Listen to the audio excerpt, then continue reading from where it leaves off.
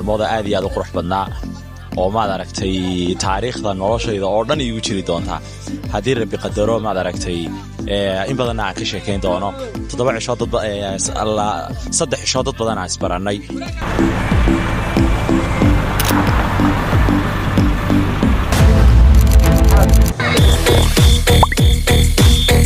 macnaha ina halkan la taageero ku leeyahay way sharfantihiin ma filaynin in sidaas liiga jecel yahay waa mahadsantihiin dhammaantiin annaga magaalada muqdisho ka nimi waxaa nagu sharaftay safarkan shirkadda dalxiis waa uga mahadcelinayaa dekedan 2012 baan mar anoo tahriibay baan halkaa maray laakiin meel fiican uma tahriibinay adigu yaman baa u tahriibay waa soo noqon maanta anigoo dalxiisaya inaan joogo waa ku faraxsanahay waa mahadsantiin in lagu qabtay magaalada Boosaaso gaar ahaan Mareera biyo kulule maxay ahayd dekada Boosood waxaasoo amniya iyo waxaasoo nabada waxa sababay ciidankeena geesiyaasha ee caalamiskaada halkan baa waxa uga diray afariin in ilaahay ayagana garabkooda kalo waxaan kale u mahad celinayaa madaxweyne Deni waxaan leeyahay dadka dalxiiska ka soo qayb galay dhamaantiin waa mahadsantiin sidaan ugu qurxiseen dalxiiskayga iyo maalintayda hadaan ay reer Puntland mudanayaal iyo marweyn dhamaantiin waxaan idin leeyahay habeen qiimo leh habeen sharaf leh habeen farxad leh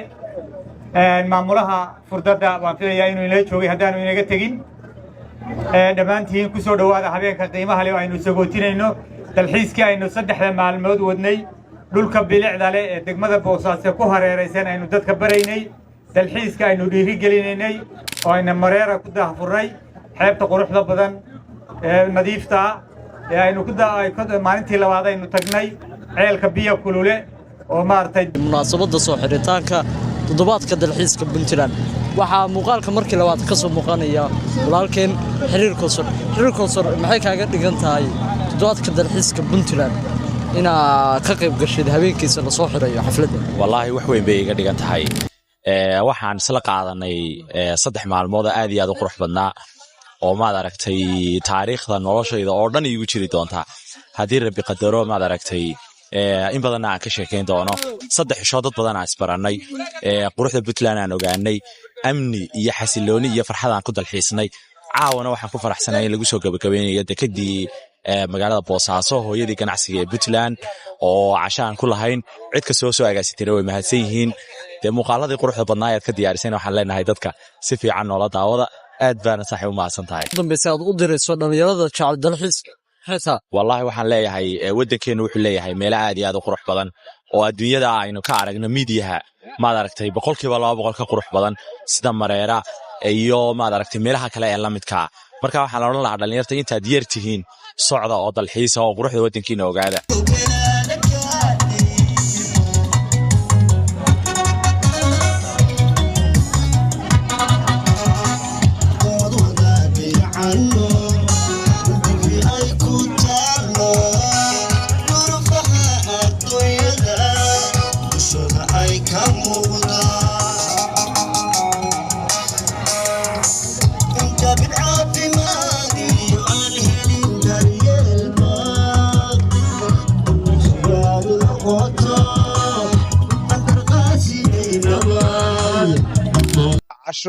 laakiin waa cashadii sagootintaada u dambeysay oo degmadu ay samaysay waxay iiga dhigan tahay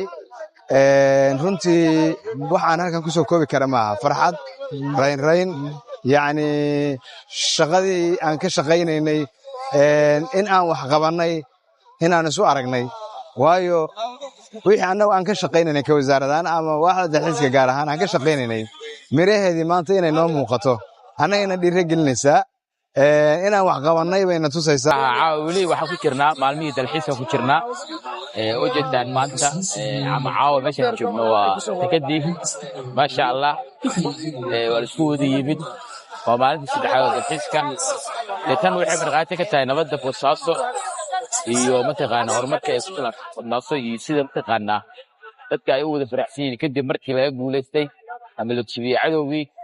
haatan waxay la joogto wariyadii weyneed maymuun cabdirasaaq maymuun maxay kaaga dhigan tahay toddobaadka dalxiiska puntland maxayna tahay fariintaad u dirayso bahda jecel dalxiis aad baa umahadsan tahay farxad bay ii tahay inaan magaalada boosaaso imaado oo ku dalxiiso xeebaheeda quruxda badan ee bilo kulule annagu haddii aan warbaahinta nahay waxaanu awood u yeelanay inaannu indhaha dadka soomaaliyeed meel kastoo ay joogaan aan ku soo jeedino magaalada boosaaso ee xarunta ganacsiga puntland iyo dalxiiska boosaaso ka jira intaba waxaanuna qabanay shaqo waajibka iyaga ahayd iyo in kaloo weliba aanu ku darnay runtii in dalxiiska boosaaso la buunbuuniyo waxaa qayb weyn ka ahayd warbaahinta puntland oo ayagu mas-uuliyad iska saaray islamarkaasna isku xilqaamay annaga la'aanteen haddaanu warbaahinta nahay waxaan u malaynaya in dalxiiska quruxda badan aan cidna aragteen iyo goobahaas quruxda badan ee lagu dalxiisayo magaalada boosaaso waa magaalo dekad iyo dalxiisba leh meelo qurux badan oo lagu dalxiisana way leedahay waana magaaladii dekedda runtii waxay boosaaso mudan tahay in la ilaaliyo laga shaqeeyo ammaankeeda laga shaqeeyo xasiloonideeda sidoo kale laga shaqeeyo goobaha loo dalxiis tago nadaafadooda maamulka degmadana waxaan ka codsanayaa inay hagaajiyaan meelaha loo maro goobaha dalxiiska wadooyinka loo maro biyo kulule iyo weliba wadooyinka loo maro deegaan dalxiiseedka mareero intaba in la hagaajiyo laamiye la saaro runtii boosaaso waxay leedahay meelo aad u qurux badan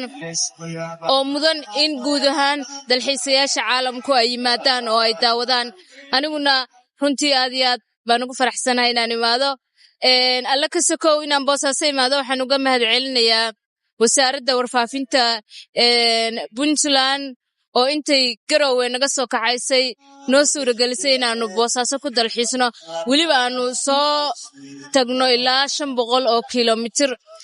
runtii waxaannu ku nimaannay ammaan iyo xasilooni 500 oo kilomitir waxaan taasna uga mahad celinayaa ciidanka difaaca dowladda puntland oo isku xilqaamay sidii aannu